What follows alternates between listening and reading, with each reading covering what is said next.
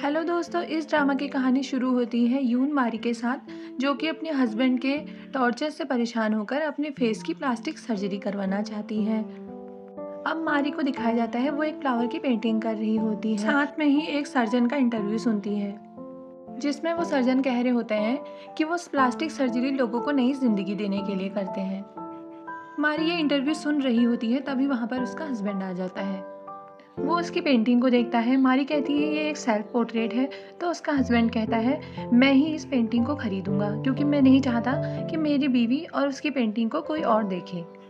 अब मारी अपने हस्बैंड के साथ डिनर के लिए तैयार होने जाती है, तो वो खुद को शीशे में देखती है। उसके बाद वो वहाँ पर रखे बैग्स और ड्रेस को देखती है। ये अपनी मैरिज लाइफ से काफ़ी ज़्यादा दुखी लगती है। वो डिनर के लिए तैयार होकर आती है, तो उसका हस्बैंड कहता है तुम काफ़ी खूबसूरत लग रही हो। ये दोनों डिनर करते हैं। डिनर के दौरान ही मारी के हस्बैंड कंग इन वू को एक बिजनेस कॉल आती है, तो मारी बाहर आकर सर्जन सो जंग वून का इंटरव्यू देखने लगती है। ये इंटरव्यू में डॉक्टर संगवून अपनी एक न्यूली पब्लिश्ड बुक की बात करते हैं, जिससे ये पता चलता है कि इनकी सर्जरीज से लोगों को नई जिंदगी मिलती है। मारी इंटरव्यू देख ही रही होती है, तभी वहाँ पर उसका हस्बैंड आ जाता है। वो उससे कहता है कि मुझे ज़रूरी काम से ऑफिस जाना होगा, तो तुम अकेले घर चली जाना। अब डॉक्टर जंगवून एक सर्जरी कर रहे होते हैं, वहीं मारी रास्ते में चल रही होती है, तो देखते हैं कि उसके पीछे 2 बॉडीगार्ड लगे हुए हैं। मारी को डॉक्टर सो जंगवून का हॉस्पिटल दिखाई देता है। उसी बिल्डिंग में एक आर्ट गैलरी है, तो वो गार्ड से कहती है कि मैं आर्ट गैलरी में जा रही हूँ, तुम यहीं पर खड़े रहो। मारी गार्ड्स के सामने लिफ्ट के थ्रू 8th फ्लोर पर जाती है, पर वो सीढ़ियों से भागकर 7th फ्लोर पर चली जाती है, जहाँ पर कि सर्जरी हॉस्पिटल है। वो देखती है कि वहाँ पर 2 सर्जन्स हैं, सो जंगवून और हा संगवो, लेकिन वो सो जंगवून के ऑफिस चली जाती है क्योंकि हा संगहो अभी एक सर्जरी में बिजी होते हैं। मारी अब जंगवून के ऑफिस में आ गई होती है और ये इन दोनों की पहली मुलाकात होती है। यहाँ गार्ड्स मारी के हस्बैंड को बताते हैं कि वो आर्ट गैलरी में गई है, तो वो पूछता है किस आर्ट गैलरी में। अब मारी डॉक्टर से कहती है कि वो उनके फेस की ऐसी प्लास्टिक सर्जरी कर दे कि उसका फेस पूरी तरह चेंज हो जाए। तो डॉक्टर कहते हैं कि मैं इस तरह की प्लास्टिक सर्जरीज नहीं करता। तो मारी उनसे कहती है कि मैंने सुना है कि आप लोगों को नई ज़िंदगी देते हैं, और कहती है कि मैं जीना चाहती हूँ, इसलिए प्लीज़ मेरे फेस को चेंज कर दीजिए। तो डॉक्टर उससे पूछते हैं कि तुम्हारे साथ ऐसा क्या हुआ है, मैं तुम्हारी मदद करूँगा। तो मारी वहाँ से जाने लगती है। डॉक्टर उससे कहते हैं कि क्या तुम हमेशा ऐसे भागती रहती हो, और तुम्हें अपने लिए हिम्मत दिखानी होगी, तभी मैं तुम्हारी हेल्प कर पाऊँगा। मारी वहाँ से जाते वक्त याद करती है कि किस तरह उसने अपने पति से भागने की कोशिश की थी और बार बार वो उसके हाथों पकड़ी गई। अब वो किचन में काम करते वक्त डॉक्टर की बातें याद कर रही थी, तभी पीछे से उसका हस्बैंड कहता है कि तुम आर्ट गैलरी अकेले गई थी। तो मारी अचानक घबरा जाती है और उसके हाथ से प्लेट गिरकर टूट जाती है। वो घबराई हुई थी, लेकिन कांग इन वू पास आकर कहता है कि तुम जानती हो कि तुम्हारी नेक कितनी खूबसूरत है, क्योंकि इसे सिर्फ मैं ही टच कर सकता हूँ। इधर डॉक्टर अपनी मॉम से बात करते हैं, तो देखते हैं कि डॉक्टर की मॉम एक लड़के का ख्याल रख रही होती है जो बेड पर लेटी हुई है। अब डॉक्टर मारी की बनाई हुई पेंटिंग को देख रहा होता है, जिसका नाम सेल्फ पोर्ट्रेट है। अब मारी अपने इन लॉज के साथ खाने की टेबल पर होती है, जहाँ पर दिखाया जाता है कि उसके हस्बैंड के फादर उससे भी कहीं ज़्यादा गुस्से वाले हैं। उसका छोटा बेटा खाने की टेबल पर लेट आता है, तो वो उसे मारने लगता है। तभी मारी आकर रोक लेती है, तो वो उस पर भी हाथ उठा देता है। कांग इन वू अपने फादर को रुकने को कहता है और शांत रहने को कहता है। अब कांग इन वू का फादर मैरी से कहता है कि तुम्हारी शादी को 5 साल हो गए, तुम अब तक प्रेग्नेंट क्यों नहीं हुई। और वो कहता है कि तुम किस काम के हो अगर तुम हमें ग्रैंड चाइल्ड नहीं दे सकती। तो उसके फादर की मेड कहती है कि मैं इसके लिए उसे हर्बल मेडिसिन्स ला के दूंगी। खाने के बाद कांग इन वू मैरी से कहता है कि तुम मेरे फादर के सामने मत आया करो, वो काफ़ी ज़्यादा गुस्सैल है, और अगर तुम प्रेग्नेंट हो जाती हो तो वो तुम पर गुस्सा नहीं करेंगे। तो इस पर मारी कहती है कि मैं बच्चा नहीं चाहती, क्योंकि इसके बाद तुम मुझे हमेशा के लिए इस घर में लॉक कर दोगे। वो कहती है कि मैं जानती हूँ तुम्हारी माँ के साथ क्या हुआ था, और उस टाइम मुझे बहुत ज़्यादा बुरा लगता था, पर वही सेम तुम अब मेरे साथ भी करने लगे हो। तुम मुझे सिर्फ इसलिए प्यार करते हो क्योंकि तुम्हारी माँ का चेहरा मेरे चेहरे से मिलता है। इसी पर कांग इन वू को गुस्सा आने लगता है और ऐसा लगता है कि वो मारी के साथ कुछ बुरा करने वाला है।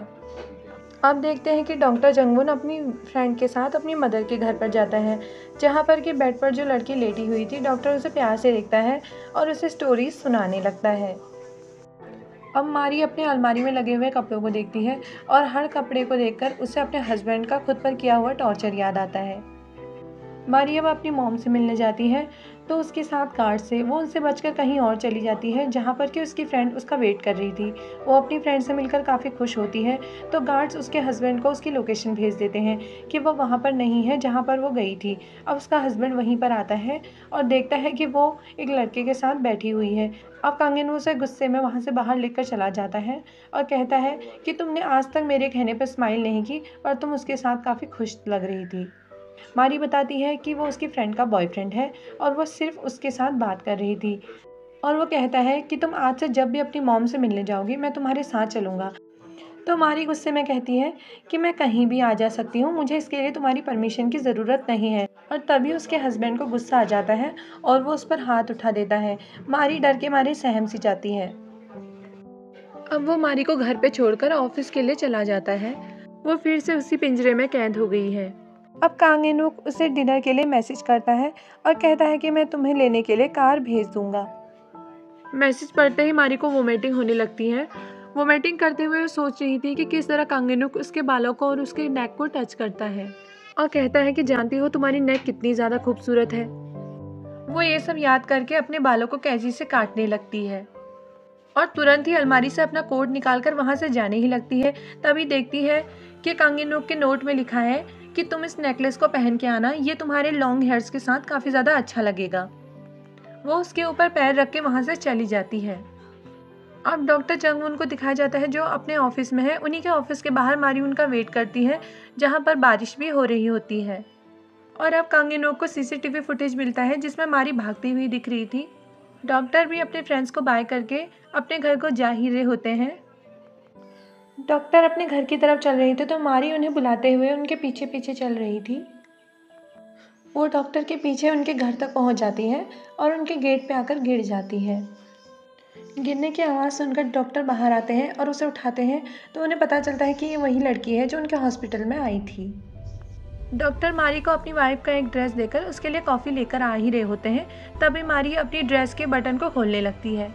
जैसे ही मारी अपनी शर्ट को नीचे करती है डॉक्टर मुंह फेर कर उससे कहते हैं कि तुम प्लीज़ अपने कपड़ों को ऊपर कर लो। तो फिर वो देखते हैं कि मारी के बॉडी पर काफ़ी ज़्यादा जख्मों के निशान हैं।